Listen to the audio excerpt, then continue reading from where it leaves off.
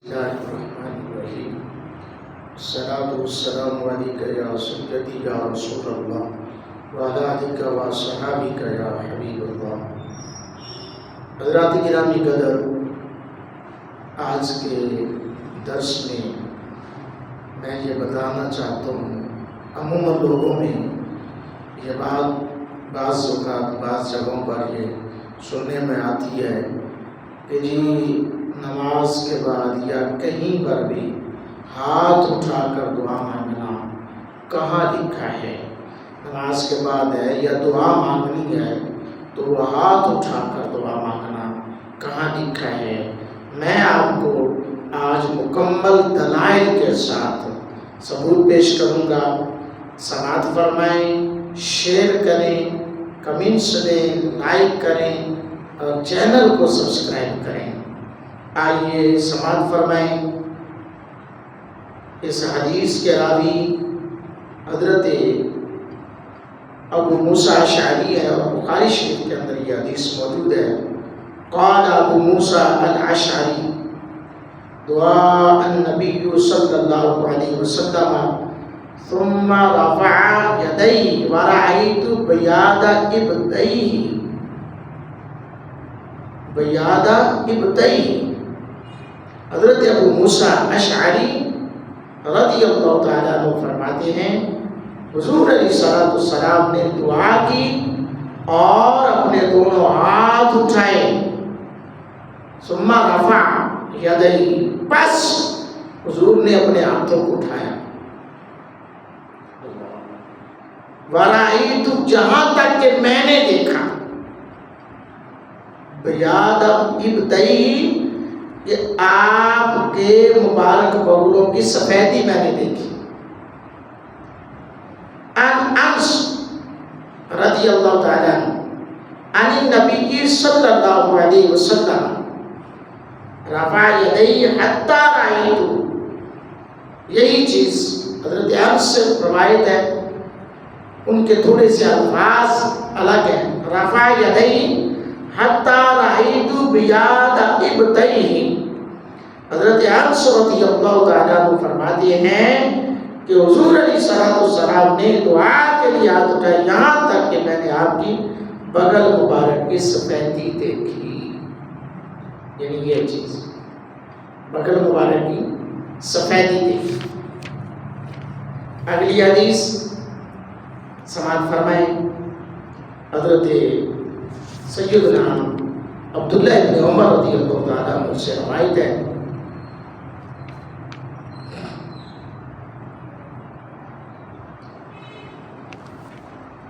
قال ابن عمر رضی اللہ تعالیٰ عنہ رفع النبی یدیہ وقال اللہم انی ابرأ الیک مما صنع خالد.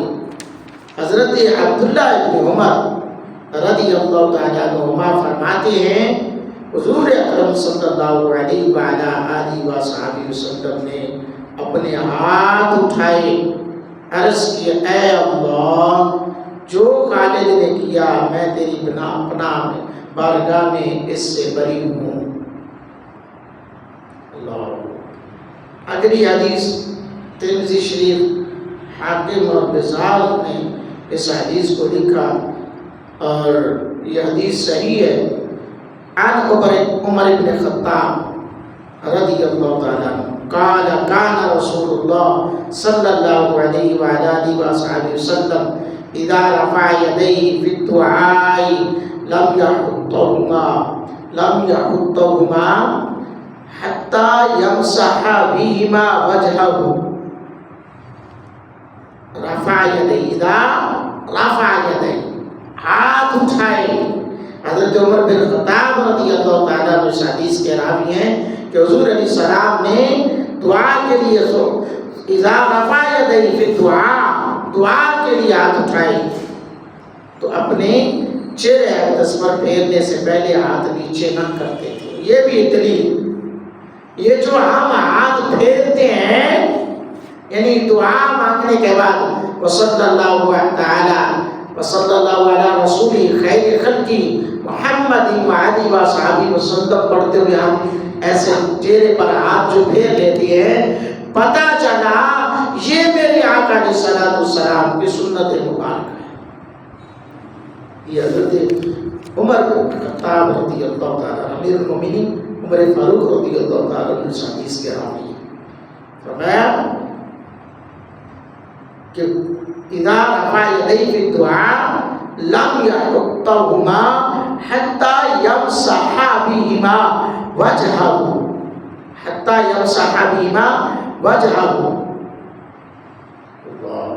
حضرات کرام قدر، اگلی حدیث بھی سماعت فرمائیں۔ سبحان اللہ۔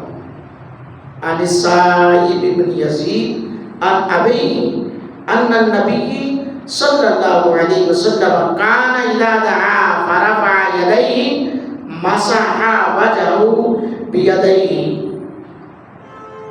یہ طبرانی نے اس کو لکھا، امام طبرانی اور امام احمد نے بھی لکھا، ابو داؤد کے اندر بھی یہ حدیث موجود ہے۔ حضرت سائب بن یزید رضی اللہ تعالیٰ عنہ اپنے والد سے روایت کرتے ہیں کہ حضور علیہ الصلوۃ والسلام جب دعا فرماتے تو اس کے لیے اپنے دونوں ہاتھ مبارک اٹھاتے، پھر دعا کے بعد اپنے چہرے انور پر ہاتھ پھیرتے۔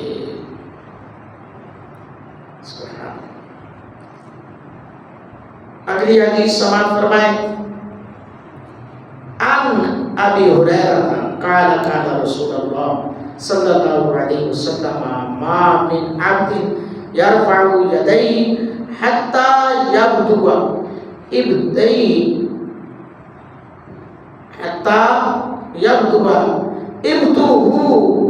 یسأل اللہ مسألة الا اتاہا اشاء ما لم یعجل قالوا یا رسول اللہ وکیف عجلت قال یقول قد سألت وسألت ولم أعد شیئا۔ ترمذی شریف کے اندر یہ حدیث موجود ہے۔ حضرت ابو ہریرہ رضی اللہ تعالیٰ عنہ بیان کرتے ہیں رسول اللہ صلی اللہ علیہ وسلم نے فرمایا جب بھی کوئی شخص دعا کے لیے ہاتھ اٹھاتا ہے اور اتنے بلند کرتا ہے یہاں تک کہ اس کی بغل کی سفیدی ظاہر ہو جاتی ہے، پھر وہ جو کچھ اللہ تعالیٰ سے مانگتا ہے اللہ تعالیٰ اسے عطا فرما دیتا ہے جب تک وہ جلدی نہ کرے۔ صحابہ نے عرض کی یا رسول اللہ جلدی سے کیا مراد ہے؟ حضور نے فرمایا اس طرح کہے کہ میں نے مانگا لیکن مجھے کچھ نہ دیا گیا۔ لوگوں کو کہتا میرے دل میں خیال کرتا ہے میں من گیا دعاویں بڑھیاں مانگنا پر قبول نہیں ہوتی، پڑھائیاں میں بڑھیاں کرتا ہوں لیکن کیا کروں؟ لیکن میرے دوستوں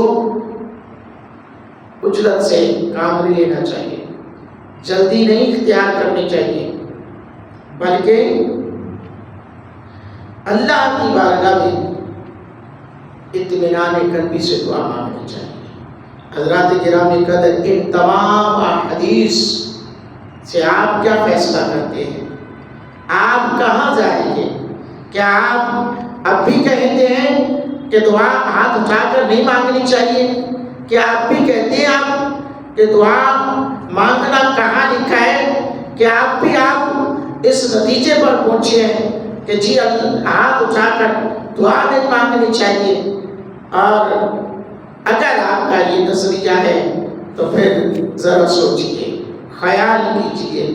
رسول اللہ صلی اللہ علیہ وسلم کے غلاموں، میرا کام ہے آپ تک احادیث صحیحہ کو لے کر آنا، میں آپ تک پہنچانے کی کوشش کرتا ہوں۔